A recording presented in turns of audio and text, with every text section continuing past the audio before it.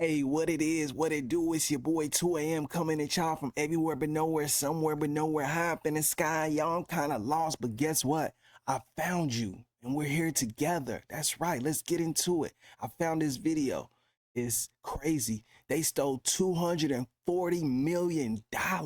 Man, hey, that's a lot of money. Hey, you steal that much money, you can't drop the bag. You can't drop the bag. Let's go ahead and get into it, see what they did with it. Oh my God! Way. Oh my God! This group of teenagers just stole $240 million in Bitcoin. Do you know how much money that is? It's a quarter of a bill. We're done! We're done! What you probably don't know is, a week later, the parents of one of these hackers, Sushil and Radhika Chaitau, were abruptly rammed off the road by a Honda Civic while house hunting. At the same time, a white van pulled out in front of them, trapping them. 6 men then got out and surrounded them, forced them out of their car, beat them, duct taped them, and put them in the back of the van. They wanted to hold them ransom for the crypto millions their son had stolen, because after pulling off the heist, these hackers had gone on an absurd, ostentatious spending spree, and that kind of attention attracts predators. But of course, to understand this— Damn.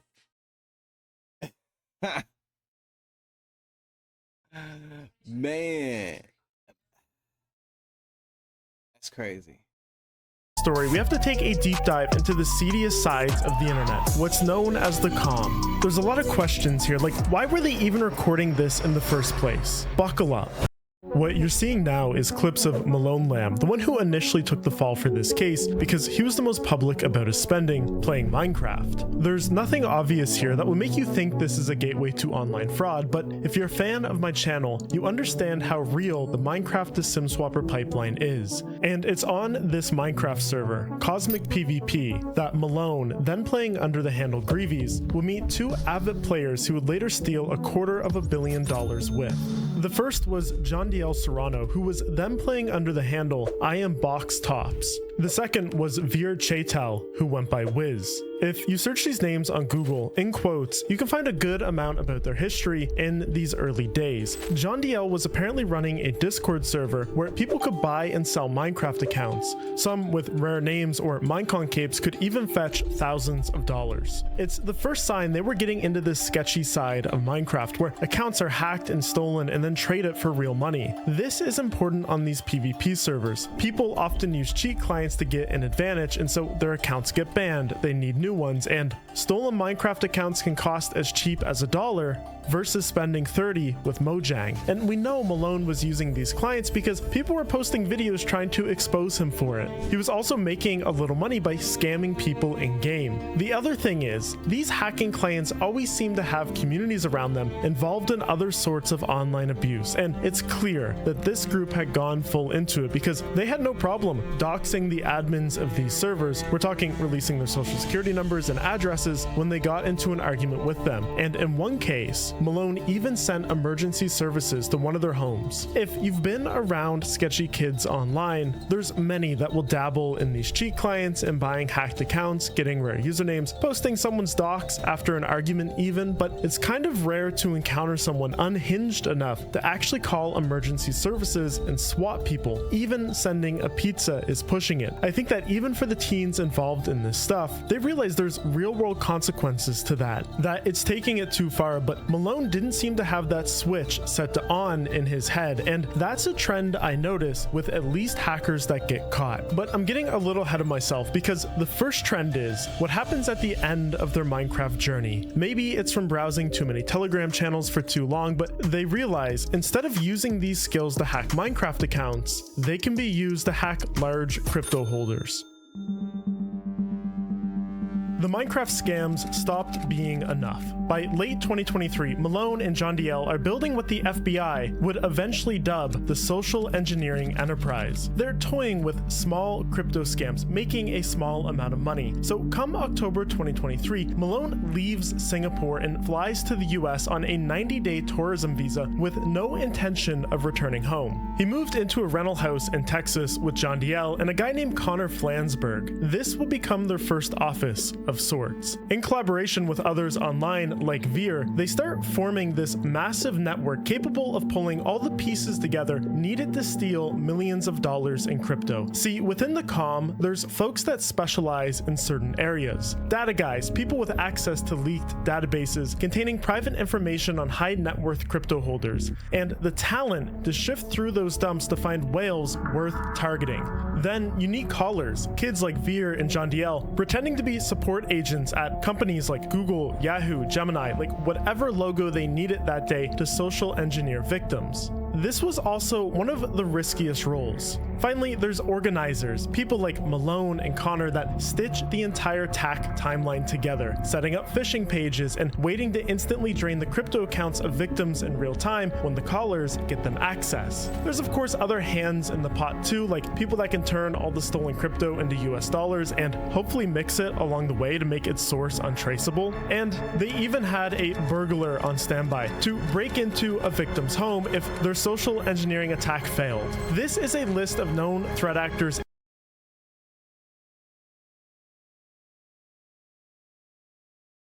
They was serious. They was serious with this. They wasn't playing. They had a plan, they had a mission, and damn. That's crazy. In this group, and together they were about to start making millions. It's not well documented how much they were making from early thefts, but we know by the end of 2023, the training wheels were off because Malone, John DL, and Connor moved from Texas to LA and rented a 6-bedroom, 11,000 square foot home on Clear Valley Drive. This is such a bizarre street to look at on Google Maps because every single house is blurred out. I think they likely put these requests in with Google for security. Maybe they didn't want like armed robbers being able to scope out where they were living. But anyways, this became their new base of operations, and from here, the first documented attacks start happening. In mid-March 2024, Malone and Veer social engineered a victim out of $600,000. In May, they got another whale, pulled roughly $2.9 million.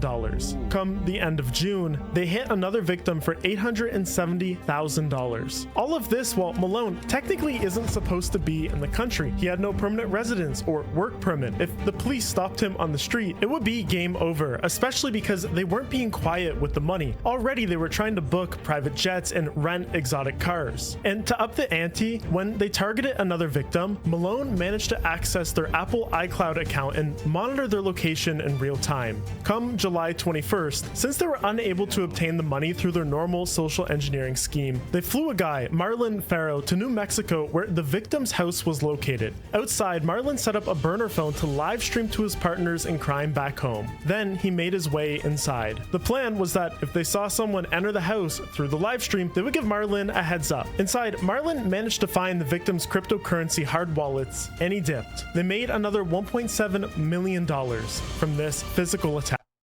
What? That's insane. Damn, they are leave no stone unturned. That is crazy. They like, look, you ain't gonna, we can't get to you, we gonna come to you. Damn. Ain't nobody safe. It's not clear what would have happened if the victim returned home. And it's like, this was almost a pointless amount of trouble because just 3 days later, they hit their biggest victim yet, managed to steal $14 million. They were taking all of this cryptocurrency through a sophisticated social engineering scheme, one that was private to them. Nobody knew yet exactly how it was done from start to finish. But one thing was clear, they were pushing their greed to the point of failure. And that peak would come 1 month later in August, when they'd hit the heist that would finally make them say the words, We're done! $242 million! But unfortunately for them, there would be a double meaning to this.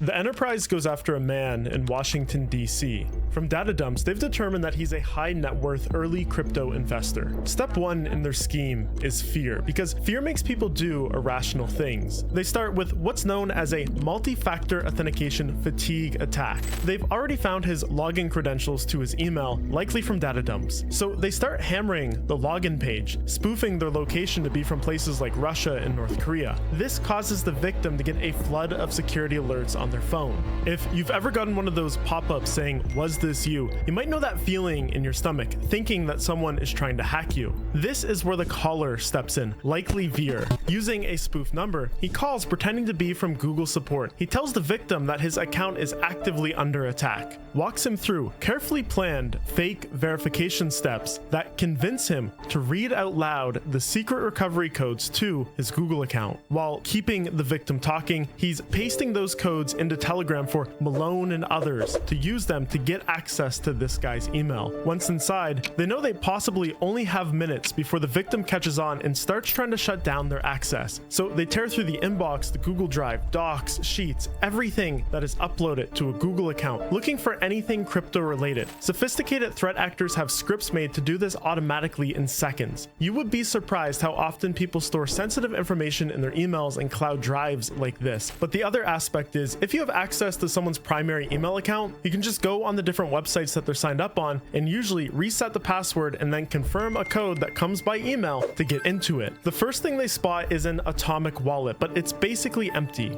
Then they notice that the victim has serious holdings on Gemini, the crypto exchange, not the AI chatbot, but there's time-based two-factor authentication on the account. They can't get in with their email access alone. Behind the scenes on Telegram, they start trying to improvise a plan. They decide to run a second call. This time, John DL pretending to be from Gemini Security. They tell the victim that his crypto accounts might also be compromised and pressure him to move funds to safety and quick. Under that pressure, the victim sends around $3 million to wallets controlled by the social engineering enterprise, believing he's just moving it to a safe, temporary holding wallet owned by Gemini for these situations.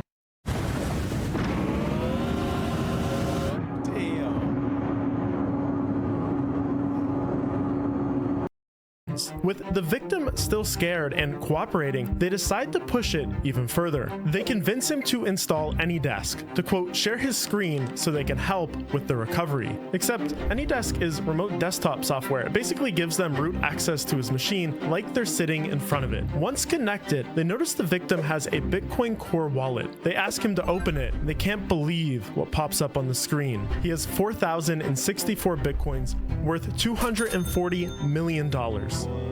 They can't mess this up. They start instructing the victim to go through steps to restore and back up his Bitcoin Core wallet. They're freaking out in Telegram when he does. Then they instruct him to upload the backed up wallet files to OneDrive for, quote, safekeeping. Little does the victim know that the enterprise already has access to his OneDrive account through his hacked email. When those files hit the cloud, Malone instantly downloads them, fires them into his own instance of Bitcoin Core. Then in 3 huge transactions, he sends all of the coins from the victim's wallet to one they control. And here's that exact moment. Shit, it's on the block. John! Oh my God! Fucking way. John! Oh my God! No fucking way. $242 million! Bro, I'm gonna spaz out! Yo! We're done! I'm spazzed out! Hey, if I had $240 million, come on, man. Hey. I would have been more quiet with it. I would have been very quiet with it. I would have been like, look, what's my cut from this? All right, cool. I'm gone. You ain't gonna never see me again, ever. Do you know how much money that is? Holy fuck! Quarter of a bill. Spent 3 days or is it 4 days? Oh! That's pretty pretty penny. Pretty 10 pretty pennies. I'm gonna lose my shit!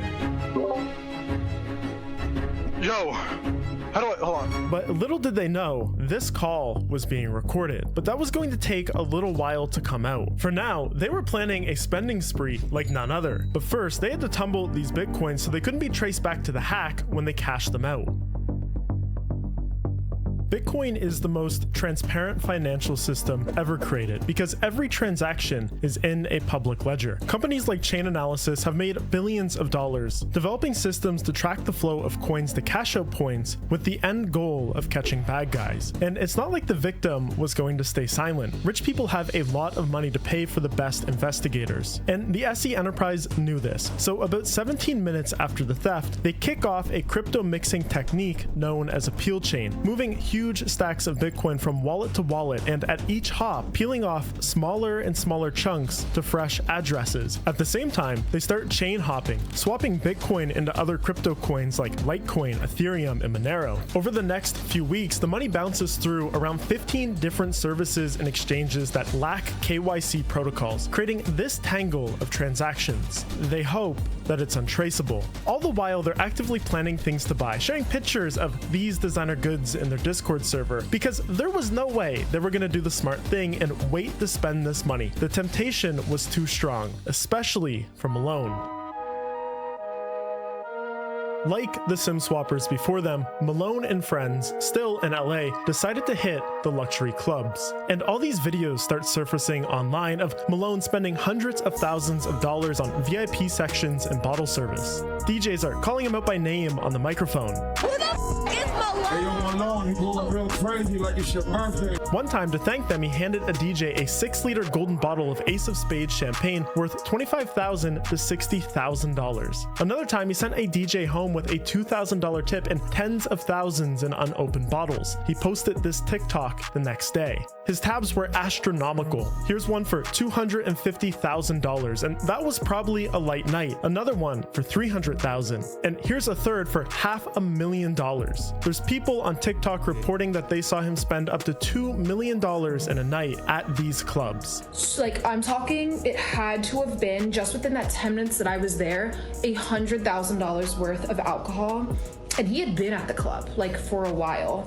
They were on a generational run, and LA, it wasn't big enough for them. So where else do you go but Miami? Malone chartered a private jet, and they settle in an 8,500 square foot waterfront mansion with 10 bedrooms on the exclusive Hibiscus Island with a monthly rent of $62,000. This place was decked out. They had the full 9 yards. $62,000 a month? Hey, that's goals. That is goals right there. Look at that. Man, look at that pool. Imagine walking out of that every day and just waking up and sitting there. 25-foot ceilings, pools, and they quickly filled the front driveway with supercars, like a ridiculous amount of supercars. Multiple Ferraris, Lamborghinis, Porsches, Mercedes, Rolls Royces, a BMW, and this Aventador SVJ with Malone's name on the side. He even tried to get his ex-girlfriend back with one of these, a pink Urus and a Birkin bag, but she responded that she has a boyfriend. Ouch. To compensate, he took a stack of Birkin bags to the club and started giving them away. The next day on TikTok, model Olivia Allen posted this video. Then this video by Sky Bree got posted. A random man at the club gifted me this Hermes Kelly story time. I don't know his name or anything about him. He comes over and he's like, my friend over there wants to gift you a Birkin, but he looked pretty young. He comes towards me and he's like, I got this for you. And Malone had all his own clothes to match the part. A Richard Mille watch, designer coats, iced out glasses, rings. The others in his group were not quite as ostentatious as him in terms of getting their name plastered on signs at bars and putting it on the side of a car that you bought with stolen money, but they were still spending it alongside him. But the more they spent, the more attention they got, and it wasn't just from girls as they had hoped. There was rival cybercriminals online that saw them spending this wealth on social media, and that gave them an idea. Maybe it was time to take things offline with a kidnapping. During the late afternoon, Sushil and Radhika Chaitau were house hunting in an upscale neighborhood in Danbury, Connecticut. Cruising around in the matte gray Lamborghini Urus Veer had bought for them. He told them he was making money online through crypto trading. As they turned a corner, a white Honda Civic suddenly slammed into the back of the Lambo. At the same time, a white Ram ProMaster van cut them off from the front, boxing them in. There was nowheres to go. 6 masked men dressed in black jumped out. They yanked the Chaitaus out of the Urus and dragged them towards the van. When Sushil resisted, they beat him with a baseball bat and threatened to kill him. Inside the van, they bound both of their arms and legs with duct tape. Radhika was forced to lie face down and told not to look at them. She struggled to breathe and begged them to stop, telling them she had asthma. The attackers wrapped duct tape around Sushil's face and hit him several more times as the van sped away. They wanted to hold them ransom for the crypto millions their son had stolen, but they hadn't gone quietly in their abduction. Several witnesses saw the ambush and immediately called called 911, including an off-duty FBI agent who lived in the neighborhood. He started tailing the van in the Honda, stayed on the phone with dispatch, and even managed to get them license plate information. The Danbury police, thanks to this, were quick to pick up the trail. When a patrol officer lit up its emergency lights and tried to pull the van over, the driver took off, swerving through traffic. About a mile later, he lost control, jumped a curb, and crashed. The suspects bailed on foot, leaving the Chatels bound and terrified in the back of the van. Within hours, officers found one man hiding under a bridge and 3 more hiding in the nearby woods. Based on information from those arrests, police were able to find the other 2 the next morning at an Airbnb about half an hour away. Radhika and Sushil had gotten very lucky, but I can only imagine how Veer and the rest of the SE Enterprise. Hey, that was they got lucky. They got lucky because they was about to be their ass about to be grass. Like a cow eating that shit. Was feeling after this news. Like, if they go to a club again, are they going to get abducted? Well, I suppose that's only if the feds didn't get to them first, because the investigation by this point was now well underway. Zach XBT, a scam survivor turned self-proclaimed 2D investigator, was just about to go through airport security when he received a notification. A Bitcoin transfer for $600,000 had just hit a tiny exchange he monitors, an amount 10 times bigger than what normally moves through that exchange. Then, while he's standing at his gate, he got a ping. Another million had just hit. Then another ping, this time for 2 million. At this point, he's tracing the blockchain on his phone as he's shuffling forward in the boarding line, racing against the 30-minute takeoff window where the plane will go dark with no Wi-Fi. By the time the plane lifts off, he's done it. He's traced the money backwards to a single wallet that had been sitting untouched since 2012, holding hundreds of millions in Bitcoin, until today, when someone started dumping it as fast as they could through exchanges with terrible fees and little security protocols. To him, it's obvious a whale wouldn't cash out like this. This, as he's seen time and time again, is what happens after a massive theft. Once the plane hits 10,000 feet and the Wi-Fi kicks on, Zach keeps going. For hours, he watches the funds split and branch across more than a dozen mixers, exchanges, and swap services as the thieves desperately try to hide their trail. Then, Zach traces the flow backwards to where the coins originated from. He finds a connection with the now collapsed Genesis exchange. He DMs the old administrators on Twitter, asking them to connect him to whoever lost this fortune. Eventually, the victim hires him outright to help track the money. By the time Zach lands, he's mapped the theft back to 3 likely culprits. He posts about the theft to his 650,000 followers, and soon after he gets a DM from someone claiming they know exactly who these thieves are. Over the next week, Zach barely sleeps. 4 or 5 hours a night, he's feeding updates to law enforcement, building diagrams, and matching spending sprees to post on social media. Zach even gets his hands on a 90-minute screen recording of the group during the heist from an informant on Twitter, leaked because one of them had reshared their screen with friends in another call, and someone in that call recorded it. Zach said in reviewing the full 90 minutes, they casually called each other by their real first names, and at one point, Veer even flashes his Windows desktop, revealing his full name. And we can see that Veer, during the heist, was looking up the Ferrari 812 on YouTube. You can't make this stuff up. There's another tab here, a search for the name, Sam Lesson. When this screenshot got posted by Zach XBT, the internet was pretty sure that this was the person who had likely fallen victim to the attack. It made sense. Yeah, they was just being sloppy. They had a good plan, they had everything in order. They was just being sloppy, and I guess when you see that much money and you kind of lose your wits over it. So I mean, I ain't gonna say I don't know. He's a former VP at Facebook and massive crypto and tech investor. But Sam, with this news breaking, publicly denied being tricked by the group, writing on Twitter, "So to chime in, this isn't me. I have never had my crypto hacked, but I did get shockingly compromised for about 20 minutes through social engineering this summer via Google, and it was very, very scary. Very smart scam. Stay safe out there." So the mystery as to who the victim is lives on, but for the social engineering enterprise, unbeknownst to them, Zach had found their identities, was watching them on Instagram as they were out living it up, collecting evidence, so when the moment was right, the feds would have no doubt about securing a strong conviction.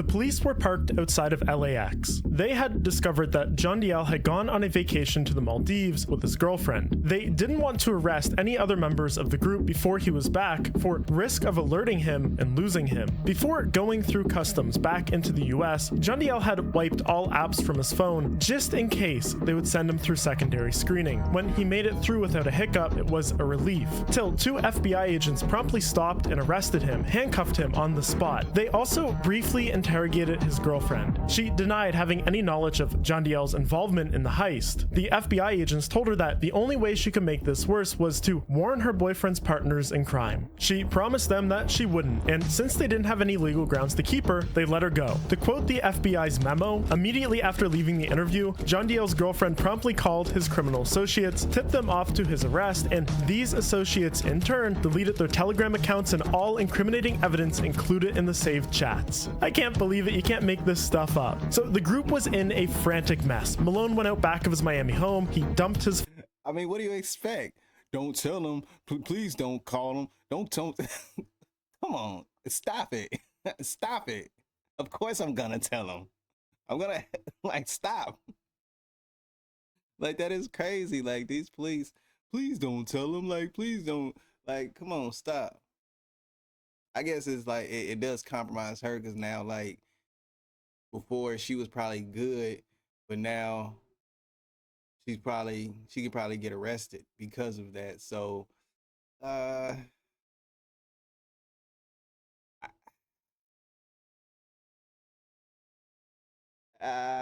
guess that, I don't know, that's a fine line. It's a thin line between love and hate. I don't know. I gotta think, what would y'all do? Would y'all do that? Would y'all, knowing that you would possibly get time or convicted and get drawn into this if you didn't have anything to do with it at first, but if since you did that, now you're gonna be drawn into it, would you do it? Let me know. Phone in the bay, and the pressure was on to arrest them before more evidence could be destroyed, or worse, they flee the country. It was sooner than planned, but the Miami police immediately organized a raid on Malone's home. Later that day, these videos would circulate on social media of Malone being arrested. Exactly a month after they had stolen $240 million in Bitcoin, 2 of them had been busted. John Diel agreed to speak to the law without an attorney. At first, he denied anything about the crime, but later he would admit his involvement. Told them he bought 3 cars worth around $1 million, a watch for $500,000 more, and the 21-year-old even gave them access to accounts on his phone that held more than $20 million worth of stolen crypto. For Malone, the feds started seizing all his assets, the luxury cars, the watches, jewelry, clothing, but he wasn't going down without a fight. They were going to need to beat him in court, and Malone had a plan, one hitched on his co-conspirators who were now on the run.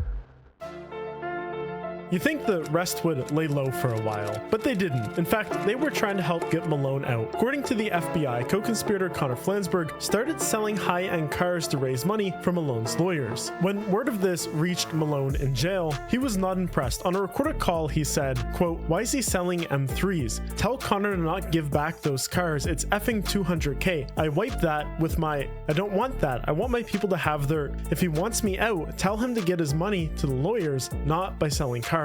In another call, the FBI caught him leaning hard on someone only identified as co-conspirator 1, quote, "You know I'm taking this for you, right? You know I'm in here and it's not my mistake. You're the only people, y'all have the money. You know how it works. The lawyers care about money. I'm talking about pay the lawyers." I wonder, who could this co-conspirator 1 be? Well, the ones responsible for leaking their identities first were Veer and John Diel, and co-conspirator 2 is listed on the document as having been arrested coming back from the Maldives, so that's got to be John Diel, leaving Veer likely as co-conspirator 1. And the timeline adds up here because Veer, he was still on the run, kind of. Police didn't catch him. He actually turned himself into the FBI 1 week after Malone had been busted. Talks quickly moved to a plea deal, which Veer took. He was to return all the assets obtained from stolen money and testify against his friends. In the meantime, he was free to make bail. Except Veer would never fulfill his role as a witness in court court because even while in talks to make the plea deal,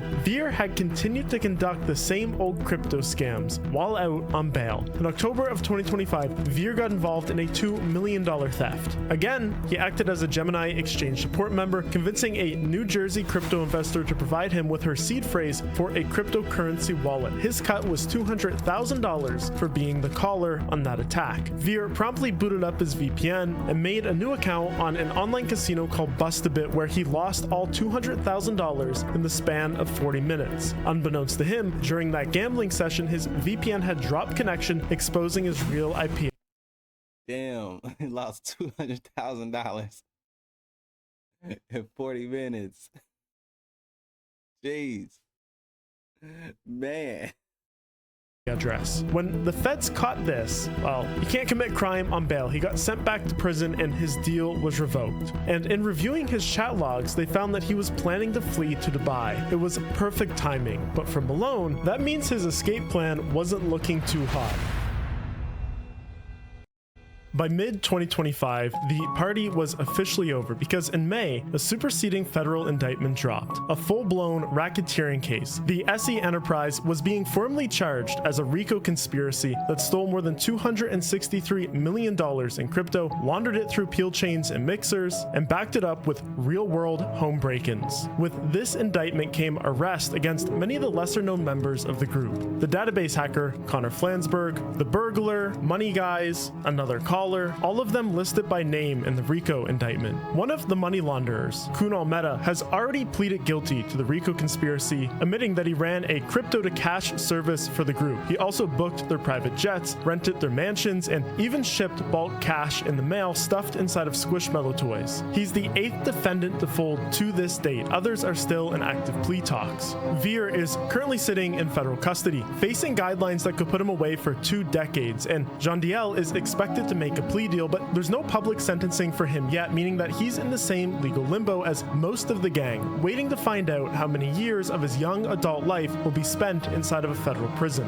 The kidnapping crew got busted too, the guys who tried to snatch Veer's parents. 5 of the 6 have accepted plea deals in federal court for conspiracy and kidnapping related charges, and the 6th, he's gonna try and take it to trial. And then there's Malone. When we last left him, he was locked up in Virginia, still trying to pull strings from behind bars, including, according to this RICO indictment, having his friends hand deliver his girlfriend more Hermes Birkin bags while he was still behind bars waiting for trial. Like, you just can't make this stuff up. Since then, things have only escalated for him legally. Like, this RICO indictment got pinned on him, and he's being charged with RICO conspiracy, conspiracy to commit wire fraud, and conspiracy to launder monetary instruments. On paper, each of those carry up to 20 years, but with the dollar amount involved and the number of victims, he's realistically looking at a sentence that could last most of his lifetime if he loses at trial. His first trial date was originally set for October 2025, but when the feds added these 12 defendants and mountains of new evidence under the RICO indictment, that was postponed. Malone is now being held in the Alexandria jail in Virginia. In November 2025, he was back in court for a status hearing where his lawyers told the judge that the government had served up a new plea offer. The court approved money for a special computer, one not connected to the internet, so Malone could finally review the mountain of discovery, a terabyte of chat logs, blockchain traces, ISP dumps, to try and convince Malone to take this plea deal instead of taking it to trial. Both sides are due back in court in December for an update. As of right now, he hasn't taken the deal. He's still officially not guilty, claiming he wasn't the mastermind while sitting at the center of a RICO case built around his online handles. So what happened to all the money?